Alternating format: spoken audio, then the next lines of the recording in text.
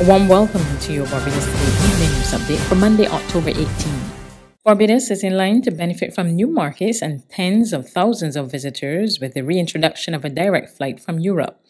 That's the expectation of Tourism Minister Senator Lisa Cummins as she today welcomed the return of KLM Royal Dutch Airlines, saying it will provide 20,000 seats over the next 5 months. Senator Cummins said it's much needed good news in the midst of the COVID-19 pandemic. And the return of KLM and all that it means for Barbados and for the tourism industry is definitely good news. And so we are pleased to be here with you for that reason. For many months, many of our tourism workers were without jobs. Many of them were awaiting indications that the hotels were going to be filling back up with high levels of occupancy, that flights were going to be increasing with load capacity, and of course the return of partners like KLM and new partners has been a clear signal to them that once more their lives can get back to normal as normal as it is in a COVID environment. We will continue here in the Ministry of Tourism and in all of the tourism teams, including the BTMI and all of the agencies under my leadership and our partners with whom we work. We will continue to fight, as we have for all this time, for those partners, for those workers, for those businesses in the sector to create new opportunities for growth and for simple rejuvenation after a very difficult 22 months. KLM's General Manager for the Caribbean, Claude Sauret, told Barbados Today he's expecting the commercial flight to be successful. Air France is looking for routes able to open according to the regulation with the COVID situation.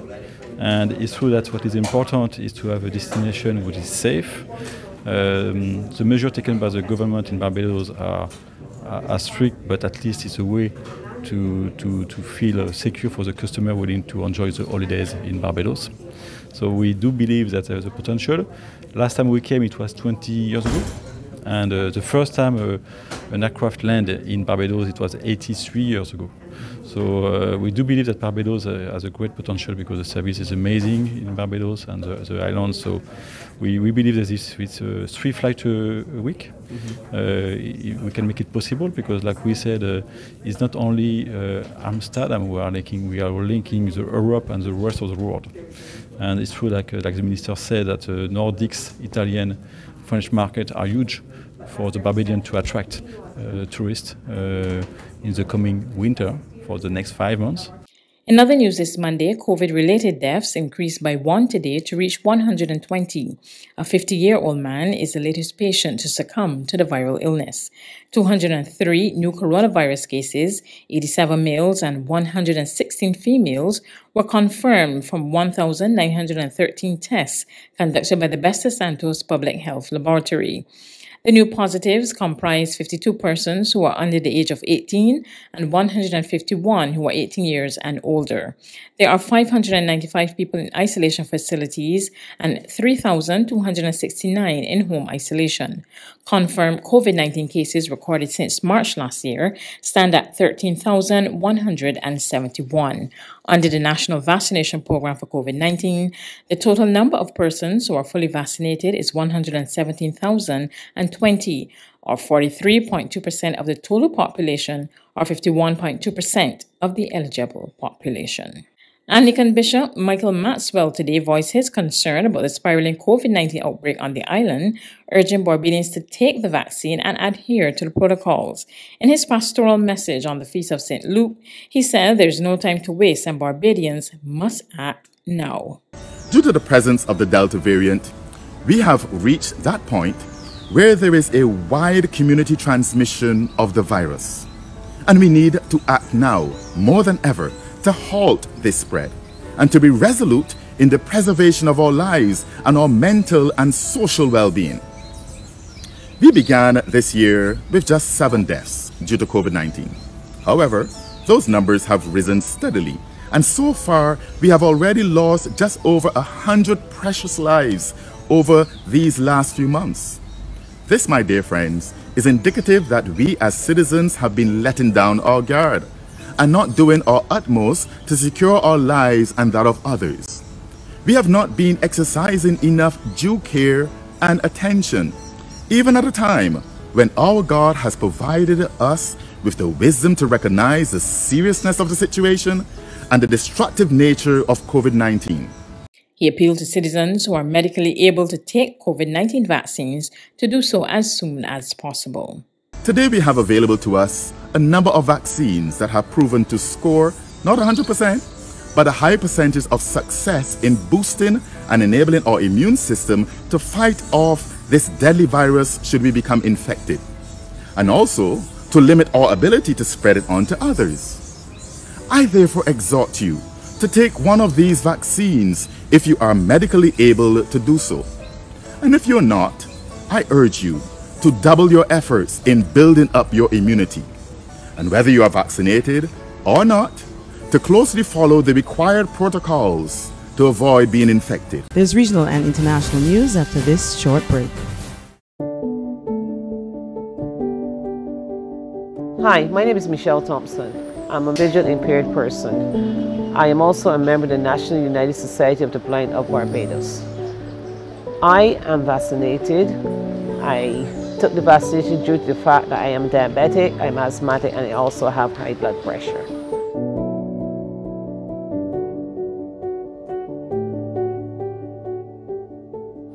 I had no side effects. Everything went calm and smooth, as my doctor said it would go.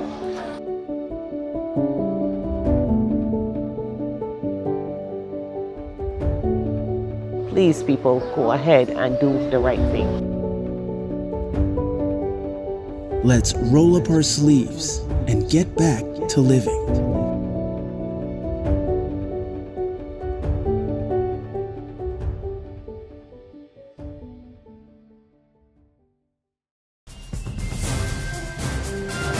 To regional news in the Bahamas, some 200 persons have applied to the Rehabilitation of Offenders Committee to have their records clear, and according to the chairman, the door is also open for persons with marijuana convictions to have their records expunged. Fulkerson says that 27 of those applications were referred to the Prerogative of Mercy Committee, 5 were recommended for counseling, and 2 applications came from individuals who applied too early. Now, as it relates to marijuana convictions, Fulkerson says the committee can also expunge those records, but he says it depends on how much drugs the person was caught with.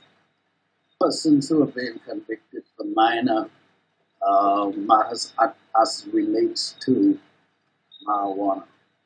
And in the law, remember this committee has to follow the law as it is today.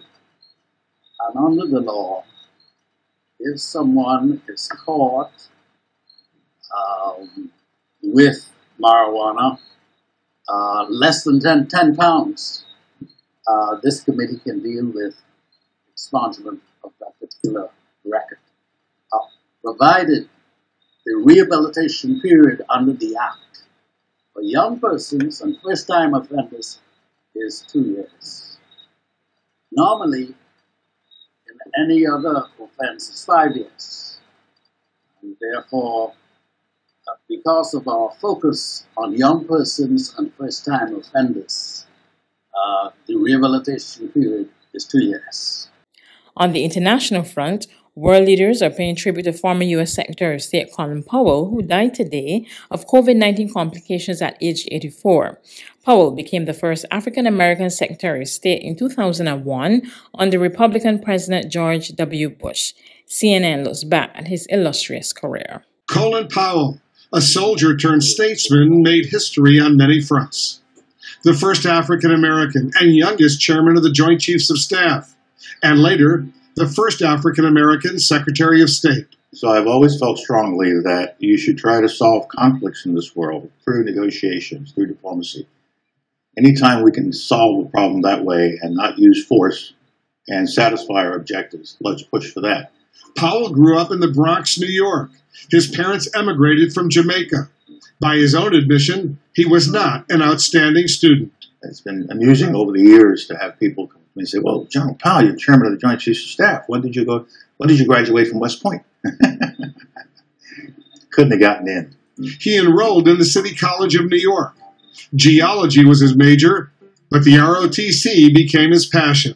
Powell flourished as a cadet and after graduating, excelled as a soldier.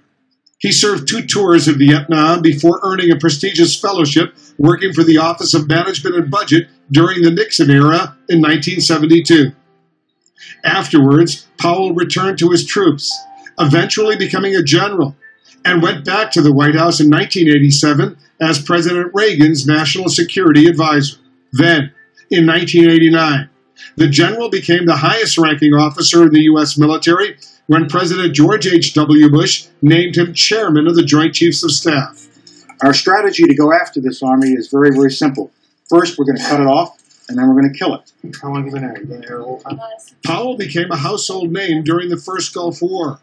His policy of overwhelming force against Iraq became known as the Powell Doctrine. I express my sincere thanks to each and every one of you for being here to share my final day in uniform. After a distinguished 35-year career, Powell retired from the Army in 1993. 10 years later, the United States would become involved in another Gulf War, and Powell again played a key role.